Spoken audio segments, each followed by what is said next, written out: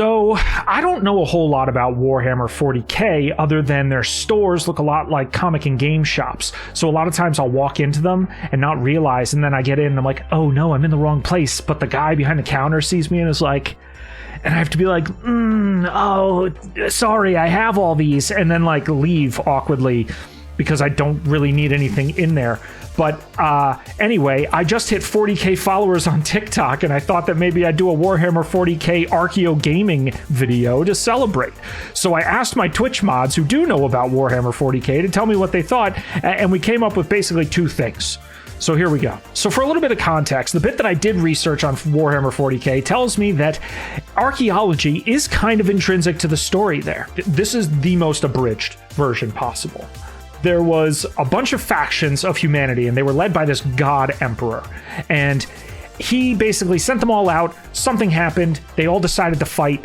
It created this massive civil war, and then everyone was plummeted into this dark age where, and when they came out the other side, their technology was not as good as it was before. So now everybody's trying to gather up these old pieces of tech so that they can have better technology again. But the people who follow that god emperor maybe consider some of the technology to be heresy in their new religion that's come out about in the other age of the other side of the dark age. So maybe they don't like it and they burn it, but then other people use it. Anyway, archaeology is important to the Warhammer universe, is what I'm getting at.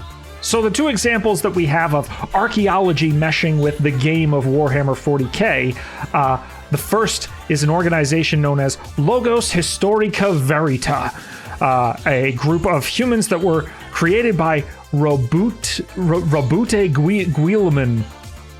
Guilliman, who is the Lord Commander of the Imperium and the Primarch of the Ultramarine Legion. Now again, I'm pretty sure this is an important guy. It might be the most importantest guy, actually. I don't know, but I'm assuming so, because that's a pretty big title. Basically, they're in charge of recovering a full and accurate accounting of the entire history of mankind, but without leaning into that religious superstition and bias that goes into it, so that they don't have to deal with the heresy elements. They can just take the tech and the history and just learn as much as possible. And that definitely kind of ties into it. I think that's really cool. I don't know how featured this organization is. It doesn't seem like it's very featured, but they do seem like a really cool little faction. The second example that I found was this one individual named Trazin the Infinite. And now this Imhotep looking dude is basically he's a Necron overlord. And the Necrons are kind of like these like space undead mummy people, right? He can download himself into new bodies if he gets in trouble, and he deals with like literally mummifying people. He has like necro skin, can do mummy powers.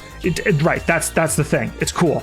But he is also basically the Collector from the Marvel Universe. He just goes around and gathers up as much cool stuff as he can, and he keeps it in his in his fortress, and tries to use it to learn as much as he can about the past and technology and all of these elements of mankind kind of coming around there.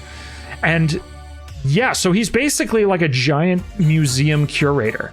In fact, I'm pretty sure his ship is called the Lord of Antiquity. It's like he's a space archaeologist, and he's also like a giant robo mummy. So that's pretty cool. Anyway, yeah, that's all I know about Warhammer 40k and archaeogaming. So feel free to follow me, and maybe I'll talk about Space Wolves next time. All right.